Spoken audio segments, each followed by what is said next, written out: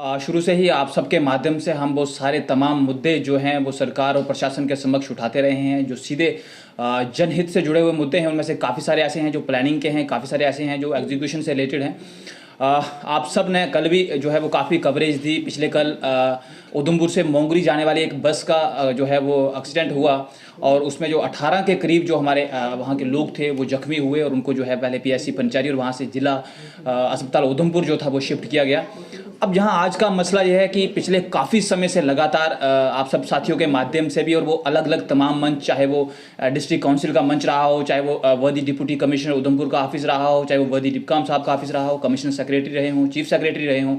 लगभग हर मंच पर हम इस इशू को उठाते आए हैं कि हमारे रोड्स जो हैं उनकी हालत ठीक नहीं है। चाहे मैं अब इसमें मैं किसी एक को तो सीधा जिम्मेदार नहीं ठहरा रहा, लेकिन चाहे वो एग्जीक्यूटिव्स की बात हो, चाहे वो प्लानिंग की बात हो, चाहे वो कॉन्ट्रैक्टर्स हों, चाहे वो इंजीनियर्स हों, इसमें लगभग तमाम लोग जो हैं वो उनकी कुछ ना कुछ हिस्सेदारी बनती है। और पिछले 52 महीनों में मैं खुद इस चीज़ में अपने आप को हिस्सेदार समझता हूँ कि पिछले लगभग 52 महीनों बाद भी एक ऐसा रोड जिसके लिए जो है वो गवर्नमेंट ऑफ इंडिया ने एक अच्छा खासा फंड जो था वो एलोकेट किया था। पहले तो वहाँ जो उसकी डीपीआरए बनाई गई उसमें जो है वो आपको खामियां दिखेंगी अगर आप उसको वैल्यूएट करेंगे। उसके बाद आप देखेंगे कि जिन लोगों ने प्लान किया, प्लानिंग के बाद जिन लोगों को एग्जीक्यूट करना था, 52 महीने में बहुत सारे ऑफिसर्स आए जिन्होंने सारे मैटर को सुपरवाइज किया, लेकिन वो उस तरीके से उसको नहीं ले पाए। देन जो हमारे इंजीनियरिंग विंग थी उसने भी हालांकि कोशिश की, लेकिन वो एक अंजाम तक जिस तरीके से इस काम को पहुंचाना था नहीं पहुंचा पाए। और चौथा सबसे खास वो कॉन्ट्रैक्टर्स जो इतने लंबे टाइम से ये कॉन्ट्रैक्ट लेके बैठे हैं। मैं खुद कभी कभी हैरान होता हूँ कि क्या गवर्नमेंट सेक्टर में कोई नहीं है ऐसा कोई, हालांकि इतने सारे लॉस हैं, इतने सारे रूल्स एंड रेगुलेशंस हैं, गवर्नमेंट गाइडलाइंस है, क्योंकि जब भी कोई कॉन्ट्रैक्ट दिया जाता है तो हमने अक्सर देखा है कि हम भी इवन कोई छोटा सा कोई कॉन्ट्रैक्ट करते हैं इवन ऑनलाइन तो इतनी बड़े बड़े पेजेस जो हैं हम उसको एग्री करते हैं। तो कुल मिलाकर जब इतने बड़े बड़े करोड़ों रुपए के ठेके दिए जाते हैं तो मुझे लगता है कि काफ़ी एक लंबा रूल्स एंड रेगुलेशन जो है वो गवर्नमेंट जो है वो फ्रेम करती है और जब वो एग्रीमेंट होता है उसके बाद कॉन्ट्रैक्ट दिए जाते हैं। लेकिन अगर 50-52 महीने से ये रोड ठीक नहीं है और हम बार बार इस आवाज को उठाते रहे हैं, क्योंकि अल्टीमेटली अगर हमारे जो है वो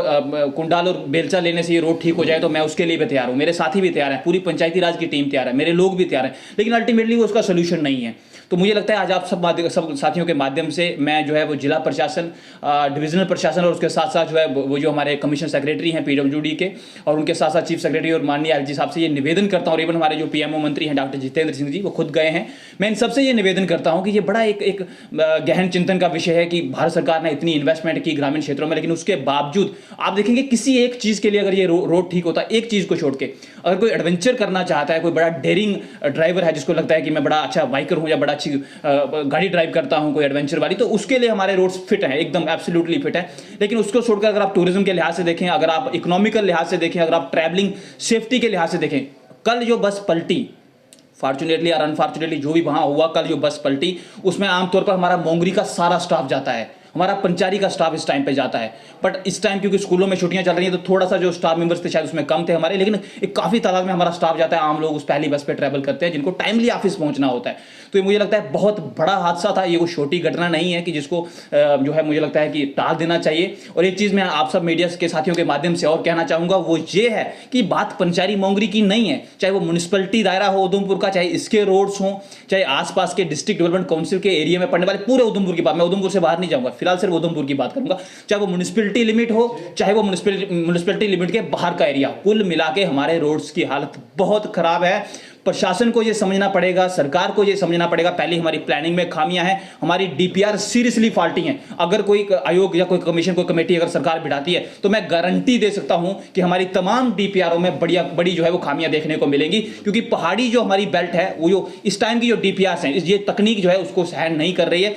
और दूसरा उसके बाद फिर प्रॉब्लम आ जाती है एग्जीक्यूटिव्स की, देन सबसे बड़ी प्रॉब्लम है कॉन्ट्रैक्टर्स की। हजारों बहाने हैं उन लोगों के पास, और ये सिर्फ रोड्स तक सीमित नहीं है, बिल्डिंग्स है 10-10 सालों से अटकी हुई हैं, 8-8 सालों से, 5-5 सालों से गवर्नमेंट ने अच्छा खासा पब्लिक का अमाउंट एलोकेट किया है, लेकिन उसके बावजूद जो है वो कंसर्न कॉन्ट्रैक्टर उनके सिर पे जू नहीं रखती। आई डोंट नो कि क्या वो ब्लैकमेल करते हैं, बहुत सारे लोग हैं, क्या वो डिपार्टमेंट को ब्लैकमेल करते हैं कुछ इश्यूज पे, क्या वो एडमिनिस्ट्रेशन को कुछ इश्यूज पे ब्लैकमेल करते हैं। बट आज आप सब साथियों के माध्यम से मैं फिर कहूंगा कि सरकार ने सहयोग किया, हमारी सुनी भी, बहुत ही डिप्टी कमिश्नर उधमपुर ऑफिस हमेशा हमें सपोर्ट करता रहा है। और पिछले दिनों मैम खुद जो थे वो इलाके के दौरे पे थे, उन्होंने स्ट्रिक्ट ऑर्डर्स दिए हैं, लेकिन मसला ये है कि हम कितने वो पैरामीटर क्या रहना चाहिए स्ट्रिक्ट ऑर्डर्स का। अगर ये लोग काम नहीं करना चाहते तो मुझे लगता है कि इनको या तो जेलों में डाला जाना चाहिए, पहले तो इनको टर्मिनेट करो, ब्लैक लिस्ट करो और इतनी ह्यूज पेनल्टी डालो कि दोबारा ये लोग कोई और काम ना ले सके। उसके बावजूद, और जो कॉन्ट्रैक्टर, मैंने पहले भी कहा है, आज आप सब साथियों के माध्यम से फिर कह रहा हूं कि वो तमाम कॉन्ट्रैक्टर जो काम करना चाहते हैं, हम दिन रात 2400 घंटे उनके साथ चलने के लिए तैयार हैं, बजाय इसके कि पब्लिक कहती है कि क्या लीडर्स जो है वो ठेकेदारों से मिले हुए हैं, क्या जो है इसलिए काम नहीं हो रहे। मैं उसके बावजूद भी कॉन्ट्रैक्टर्स के साथ चलने के लिए तैयार हूं, लेकिन उन लोगों के साथ जिनके पास कोई प्लान ऑफ एक्शन है, जिनके पास कोई एक तरह से मैं कहूं कि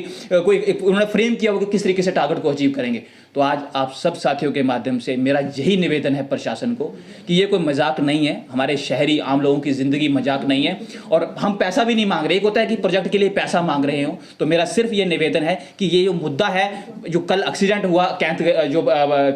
उधमपुर कैंथगली मोंगरी रूट पे, इससे सबक लेते हुए कि उधमपुर में कहीं कोई और एक्सीडेंट ना हो, इस रूट पे कोई और एक्सीडेंट ना हो, और हमारे जो शहरी हैं उनकी जिंदगी बड़ी कीमती है, उसको ध्यान में रखते हुए नए दौर की, नए टाइम की, नए रेट्स की डीपीआर प्लस जो एग्जीक्यूटर, जो सारे हमारे ऑफिसर्स हैं नीचे से लेकर टॉप लेवल तक, इनकी जवाबदेही तय होनी चाहिए। और तीसरा, जो हम जैसे रिप्रेजेंटेटिव्स हैं, उनकी जिम्मेदारी बनती है कि वो जो गहनता के साथ जो है, बड़े एक सीरियसनेस के साथ इन सारे मुद्दों पे ध्यान रखें। और सबसे बड़ी चीज जो हमारी इंजीनियरिंग विंग है, उसको ये सुनिश्चित करना होगा कि काम जो है उसकी क्वालिटी और क्वांटिटी बनी रहे। और सबसे एंड में और सबसे खास, क्योंकि ultimately at the end of the day in सारे कामों को जिनको इंप्लीमेंट करना है वो है हमारे कॉन्ट्रैक्टर्स।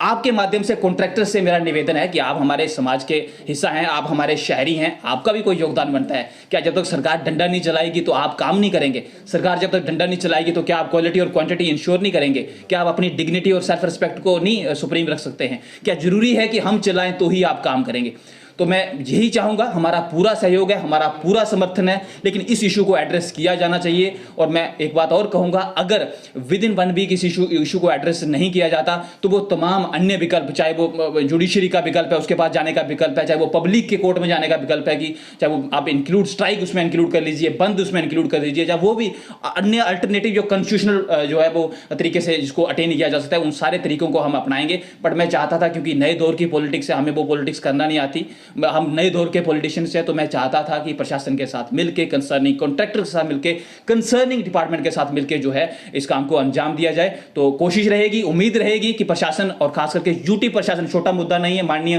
पीएमओ इस पे ट्वीट कर रहे हैं, एलजी ऑफिस तक ये मुद्दा गया, तो मुझे लगता है छोटा मुद्दा नहीं है। उम्मीद करते हैं कि इस पे एक्शन होगा और आने वाले दिनों में चीजें बेहतर होंगी। हमारी ओर से पूरी सपोर्ट है, लेकिन जो लोग क्वालिटी और क्वांटिटी के साथ कंप्रोमाइज करेंगे, जो लोग गवर्नमेंट गाइडलाइंस को वायलेट करेंगे, उनको हमारी ओर से समर्थन नहीं है और उनको हम छोड़ेंगे।